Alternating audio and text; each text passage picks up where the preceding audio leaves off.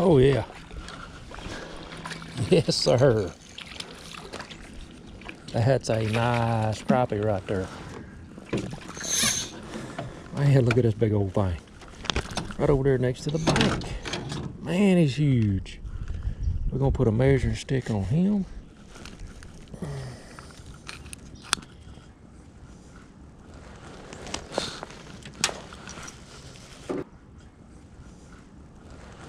Ooh, that is a nice, pretty male black, or I'm sorry, pretty male white crappie right there. 13 1/4. He ain't as big as I thought he was, but he's nice and thick right over here on the sides.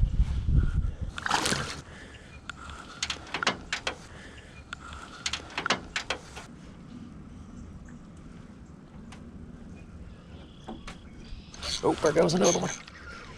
Yeah.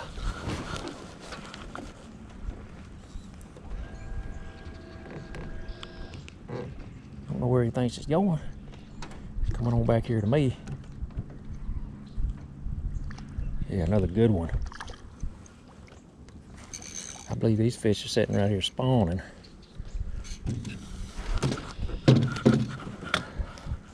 Very nice. I believe he's probably a little bit smaller than that other one. Maybe about 12, 12 1/4, something like that. Looks like another male.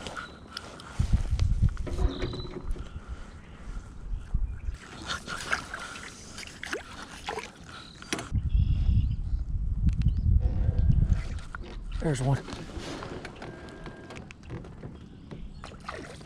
Oh man, he came off. It's kind of tough to control this boat and fish at the same time.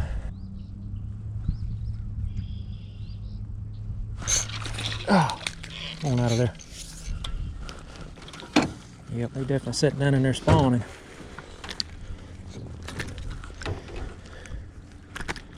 So you guys is worried about the spawn being over? It ain't necessarily over till they decide it's over. That's another good one.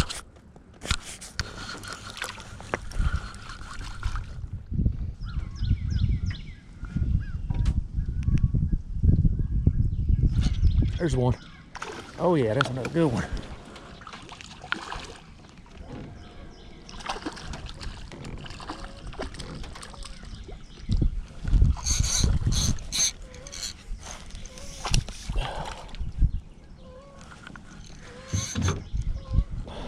Real nice.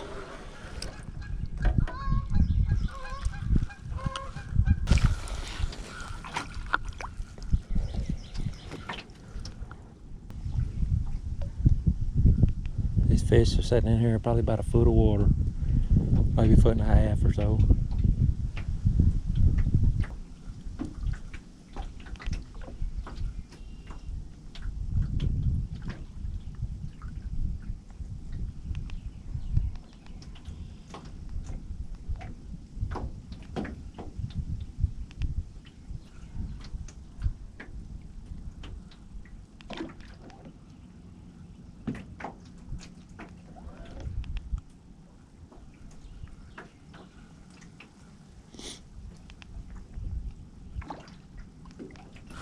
Oh man, felt that tap.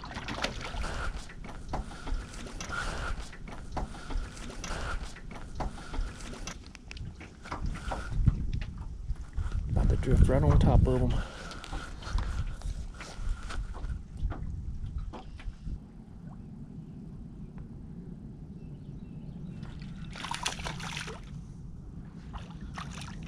Another brim.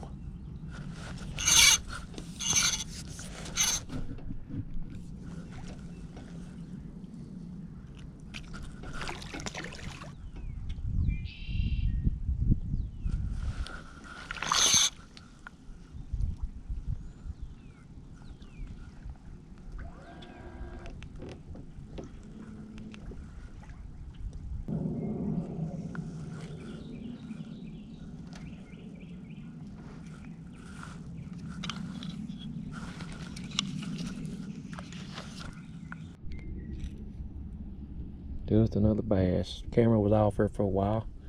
I'm a big dummy.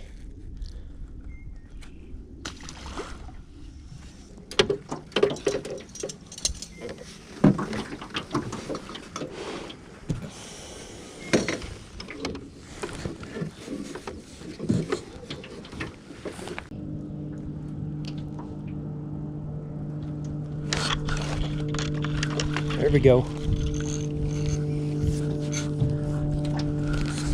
Didn't even feel that one hit. There's a good one.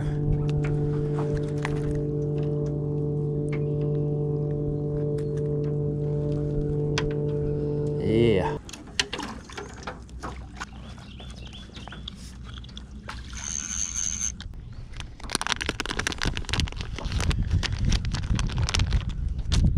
That's what I'm using out here today, is just this same thing I always use right here. This is 1/16 ounce Chartreuse head, Crappie Magic. It's got red eyes. Of course, that red's come off. There's a good side right there. And this is a Cajun cricket, probably Garland. This water ain't super muddy. It's just kind of stained.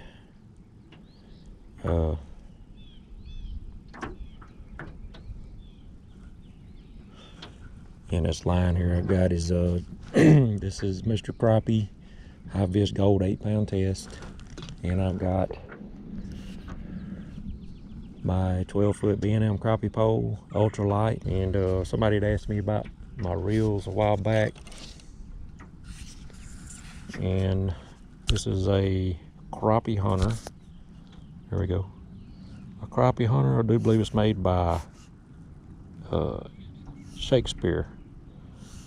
It's a plastic reel is all it is. It has a little thumb screw, kind of like a fly rod, I guess. You just loosen that. That controls your drag. You loosen it, pull some out, tighten it back up. Nothing more than a cane pole. There's a little handle on here for reeling it in. They do make better versions of these that are made out of metal, but these plastic ones are doing the trick. They're pretty cheap.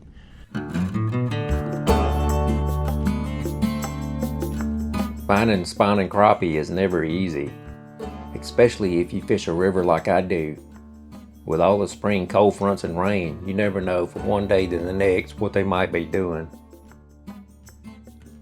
The best advice I could give you is to go fish. One of the best places I know to locate spawning crappie is in a protected pocket or a cove, or you might call it a lagoon. If there's any current, go somewhere else. Look for structure close to the bank. There is both visible and non-visible structure. The best structure is next to a bank that slopes about 30 to 45 degrees down into deeper water. I'm not saying you can't catch them in shallower water, but I have the best luck in the deeper water.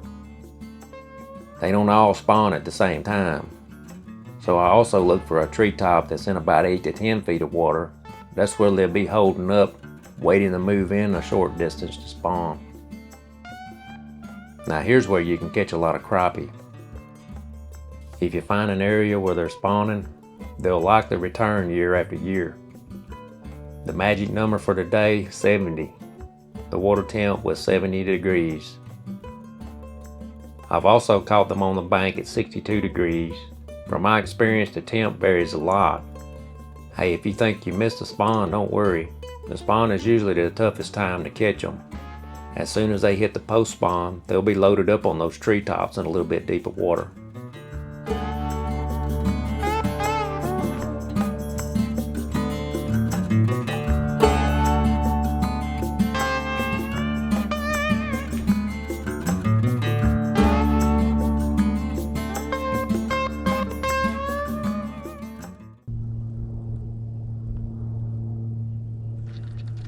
There we go. There's a good one.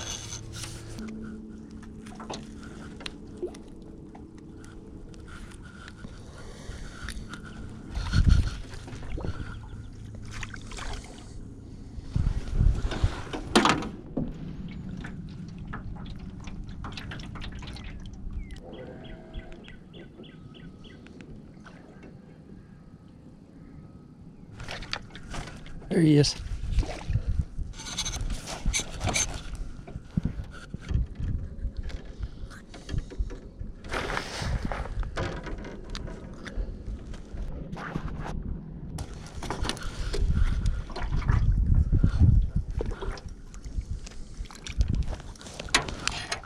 Oh yeah, that's another good one. I go crashing right up in here. Dang it.